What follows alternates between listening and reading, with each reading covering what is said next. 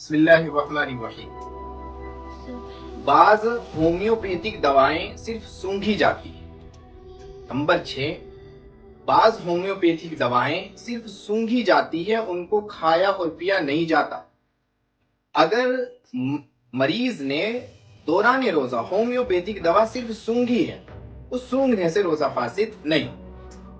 Number 7، بغیر کسی اختیار کے حلق میں مکھی یا مچھر کا چلے جانا، اس سے بھی روزہ فاسد نہیں ہوتا۔ یہ کہ حلق کے اندر گرد و غبار چلا گیا، آٹے وغیرہ کا غبار چلا گیا، بغیر کسی قصد و اختیار کے چلا گیا، اس سے روزہ فاسد نہیں۔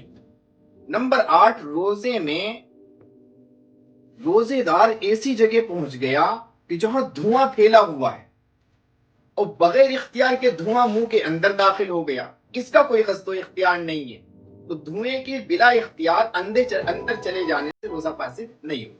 لیکن اگر اگربتی جلی ہوئی ہے اور روزے دار نے اوپر کو سانس لیا، ناک سے دھواں اندر چڑھا لیا، اب روزہ فاسد ہو جائے۔ نمبر 9، خود بخود قے ہونا۔ اگر قے ہوئی چاہے تھوڑی ہو، زیادہ ہو، منہ بھر کے ہو، خود ہوئی ہے، روزہ فاسد نہیں ہو۔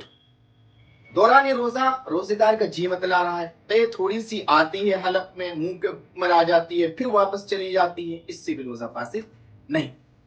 نمبر 10، نہاتے ہوئے کان میں پانی چلا جائے۔ روزے دار نہر میں نہا رہا ہے، حوض میں غوطہ لگا رہا ہے، شاور میں نہا رہا ہے، غرض یہ کہ نہاتے ہوئے کان میں پانی چلا دیا، روزہ فاسد نہیں۔ یہ کہ روزے دار اتنا نہایا کہ پانی کی ٹھنڈک جسم کے اندر محسوس ہو رہی ہے، اس سے بھی روزہ فاسد نہیں۔